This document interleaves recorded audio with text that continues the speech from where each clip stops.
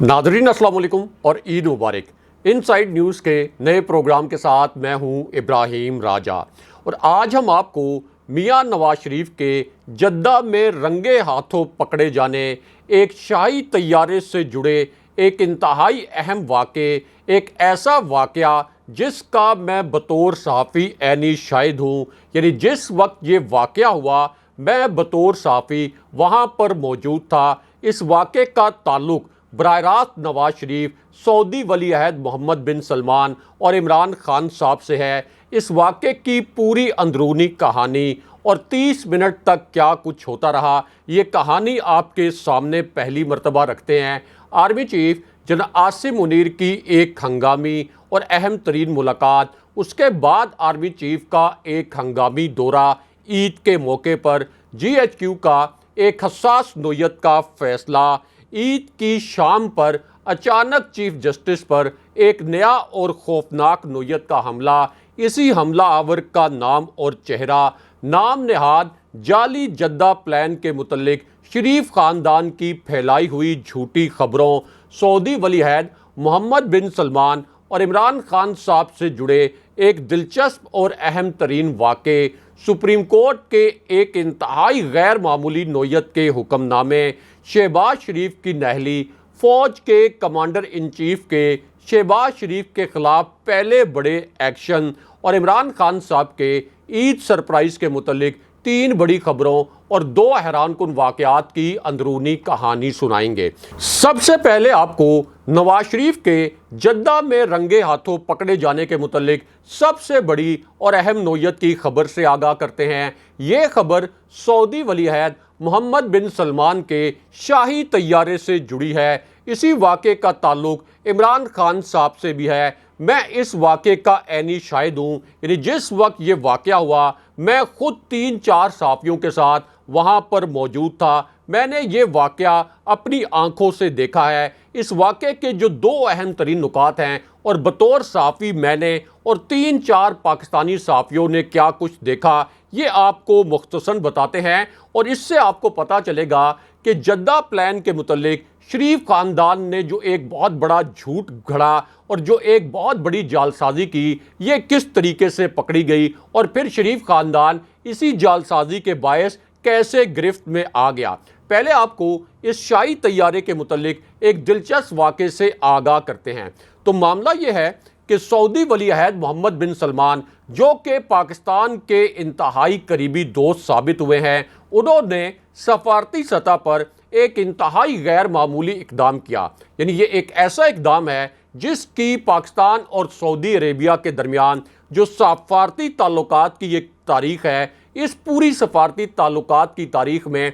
इस किस्म के गैर मामूली इक़दाम की कोई मिसाल नहीं मिलती। और आप कह सकते हैं कि पाकिस्तान की पूरी जो सफारती तारीख़ है सऊदी अरेबिया के साथ, इस पूरी सफारती तारीख़ में ये एक अनोखा और अलग किस्म का वाक़या था। अब ये वाक़या उस वक्त हुआ जब इमरान खान साहब ने अमेरिका जाने का फ़ैसला किया। अब इमरान खान साहब जब अमेरिका गए तो उन्होंने अपने पहले दौरे में कतर एयरवेज़ की एक कमर्शियल फ़्लाइट ली। उस वक्त कतर के और सऊदी अरेबिया के ताल्लुकात बहुत ख़राब थे। सऊदी अरेबिया और उसके इत्तहादियों ने कतर का इक़्तिसादी बायकॉट कर रखा था। अब जिस वक्त इमरान खान साहब ने कतर एयरवेज़ की फ़्लाइट ली और वाया दोहा उन्होंने अमेरिका जाना था, तो उस वक्त उनको दोहा में, यानी कतर का जो दोहा एयरपोर्ट है, यहाँ पर बहुत गैर मामूली प्रोटोकॉल दिया गया। इमरान खान साहब से अहम तरीन मुलाकातें भी हुई और फिर इमरान खान साहब कतर से अमेरिका पहुँचे।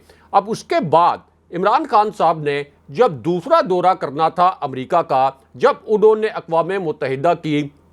जो जनरल असम्बली है, यानी UNGA, United nation general assembly, जब इसके इजलास में शिरकत करनी थी, तो उस वक्त सऊदी वली अहद का एक बड़ा ख़ास पैगाम इमरान खान साहब को मिला और इमरान खान साहब को ये कहा गया कि इस मरतबा आप बरास्ता सऊदी अरेबिया अमेरिका जाएं। इमरान खान साहब सऊदी वली अहद के कहने पर बरास्ता सऊदी अरेबिया अमेरिका जाने के लिए तैयार थे। इमरान खान साहब ने एक कमर्शियल फ़्लाइट ली और उसके बाद सऊदी अरेबिया से भी इमरान खान साहब ने एक कमर्शियल फ़्लाइट से न्यूयॉर्क जाना था। और ये जो इमरान खान साहब का दौरा है, इसका मैं ऐनी शाहिद हूँ बतौर सहाफ़ी। मैं और 3-4 पाकिस्तानी सहाफ़ी इस दौरे में इमरान खान साहब के साथ थे। अब यहाँ पर एक बहुत गैर मामूली वाक़या हुआ जिससे आपको पता चलेगा कि आज के दिन में यानी ईद पर शरीफ ख़ानदान की एक जालसाजी जद्दा में कैसे पकड़ी गई और किस तरह से फिर मियां नवाज शरीफ गिरफ्त में आ गए। अब ये जो वाक़या है ये उस वक्त हुआ जब इमरान खान साहब ने सऊदी अरेबिया में लैंड किया।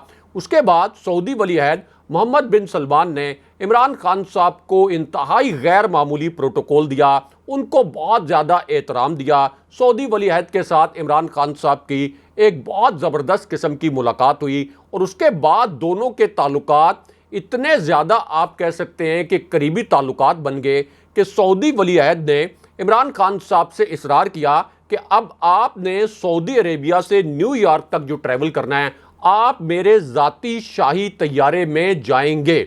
इमरान खान साहब ने सऊदी वली अहद से ये कहा कि मैं एक कमर्शियल फ़्लाइट से न्यूयॉर्क जाना चाहता हूँ ताकि मैं अपने मुल्क के हुक्मरानों के लिए एक मिसाल कायम कर सकूँ। लेकिन उस वक्त सऊदी वली अहद ने इंसिस्ट किया कि नहीं, आप मेरे दोस्त हैं, मैं आपको अपना दोस्त समझता हूँ, आप हमारे ब्रदर इस्लामी मुल्क के प्राइम मिनिस्टर हैं, इसलिए आप ये मेरा शाही तैयारा इस्तेमाल करें और इसमें आप न्यूयॉर्क जाएंगे। उसके बाद इमरान खान साहब ने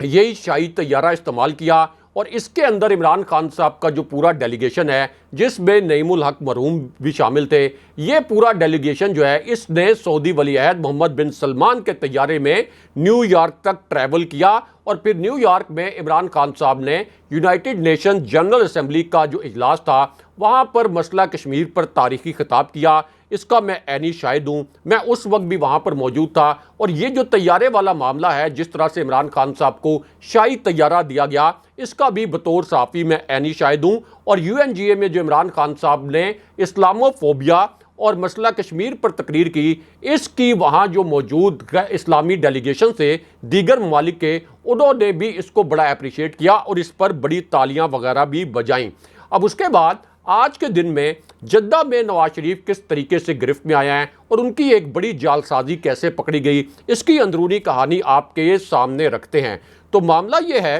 कि जिस वक्त इमरान खान साहब को ये शाही तैयारा सऊदी वली अहद की जानिब से दिया गया तो उसके बाद सऊदी वली अहद का जो पाकिस्तान का दौरा था इसके अंदर भी एक बहुत गैर मामूली वाक़या हुआ। इस वाक़े का भी मैं बतौर सहाफ़ी ऐनी शाहिद हूँ और 3-4 और पाकिस्तानी सहाफ़ी भी इस दिलचस्प वाक़े के ऐनी शाहिद हैं, क्योंकि सऊदी वली अहद जब पाकिस्तान के दौरे पर पहुंचे तो इमरान खान साहब ने उनको एयरपोर्ट पर रिसीव किया, इमरान खान साहब ने उनकी कार ड्राइव की। उसके बाद इमरान खान साहब ने जब प्राइम मिनिस्टर हाउस में उनके एजाज़ में एक तकरीब मुनक्कद की तो यहाँ पर सऊदी वली अहद ने यह कहा कि इमरान खान साहब आप मुझे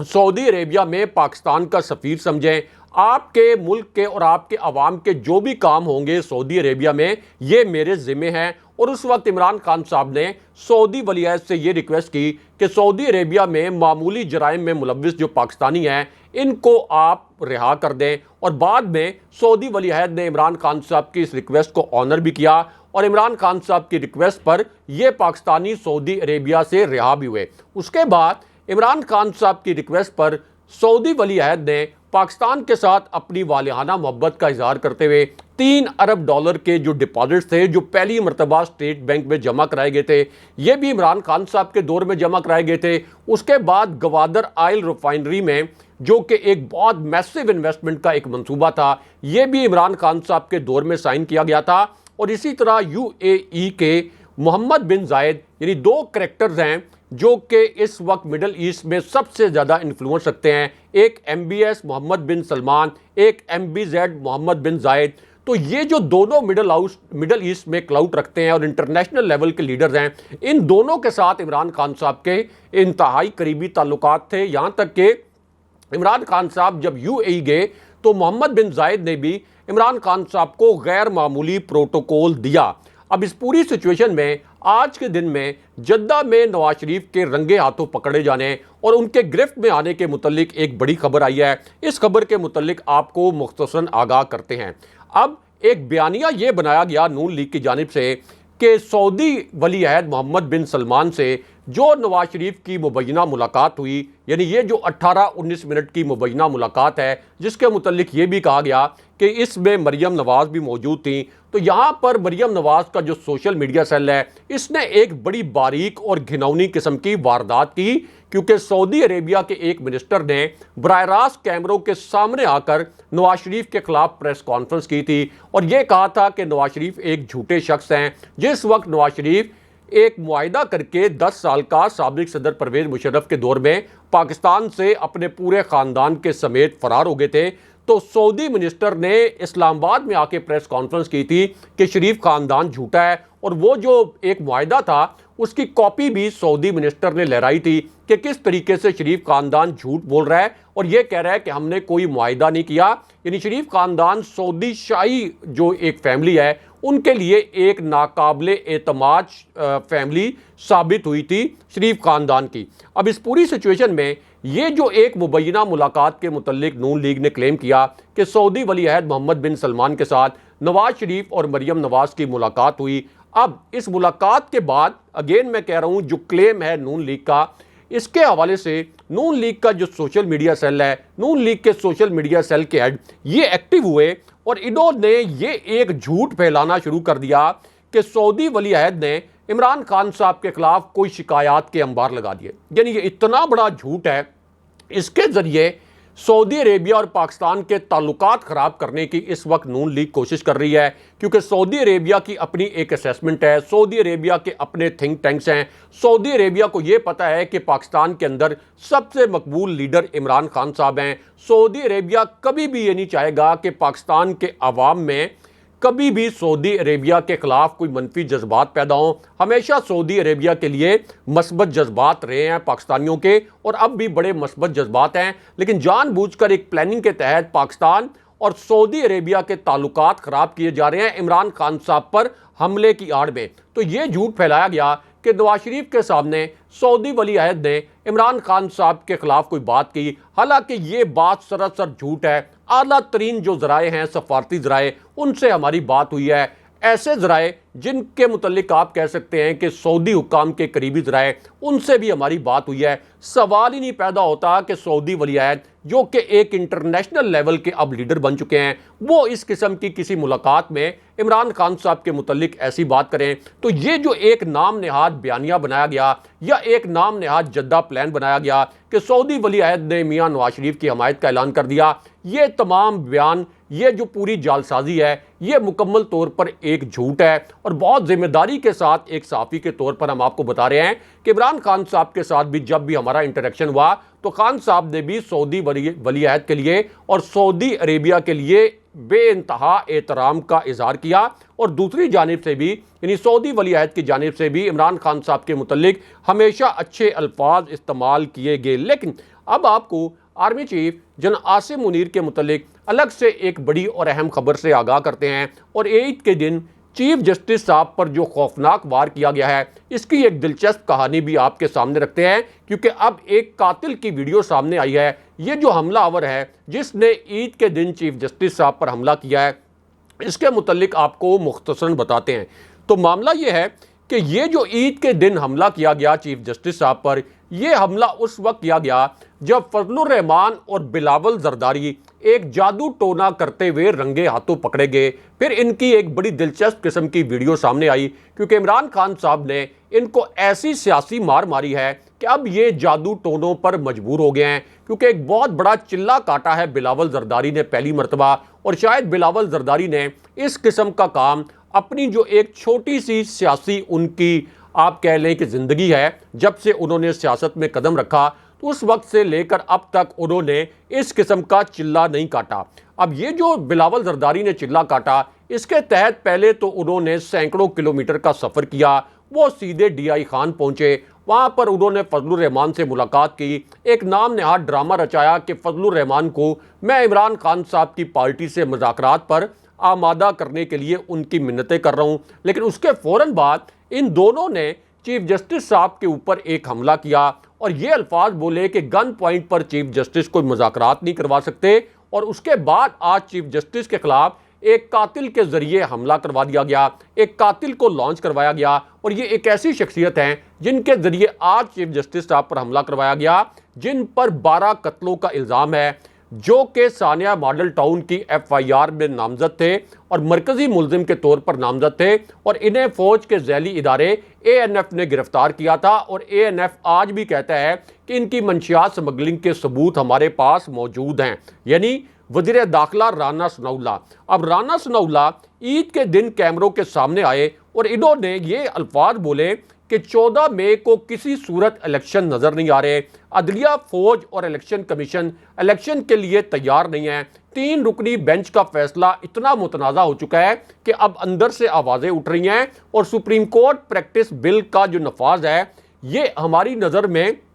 बिल्कुल ठीक था, लेकिन अदालत ने इसको गैर आईनी करार देकर एक बहुत ही गलत काम किया। यदि सुपर चीफ जस्टिस बनकर राना सनाउल्लाह ने यहां पर अपने फैसले जारी कर दिए और यह भी कह दिया सुपर चीफ इलेक्शन कमिश्नर बनकर कि किसी सूरत हम इलेक्शन के लिए फंड्स इलेक्शन कमीशन को नहीं देंगे। लेकिन यहां पर army chief general Asim Munir के मुतालिक अलग से एक बड़ी और अहम नोयत की खबर सामने आई है। यह खबर उस वक्त सामने आई जब इमरान खान साहब ने ईद के मौके पर 2 ऐसे इंकशाफात किए जिन्हें पाकिस्तानी मीडिया ने सेंसर कर दिया। हालांकि इससे पहले अदालती अहकामात आ चुके हैं कि इमरान खान साहब की तकरीरों पर कोई पाबंदी नहीं, लेकिन शरीफ खानदान का जो सिसिलियन माफिया है उसने इस वक्त पाकिस्तानी मीडिया को भी अपनी जंजीरों में जकड़ा हुआ है। अब इमरान खान साहब ने अपने पहले इंकशाफ के पहले नुक्ते में ये कहा कि जो कुछ मशरकी पाकिस्तान में किया गया था वही कुछ अब दोबारा दोहराया जा रहा है। अली अमीन गंडापुर को अजियत देने की कोशिश की जा रही है।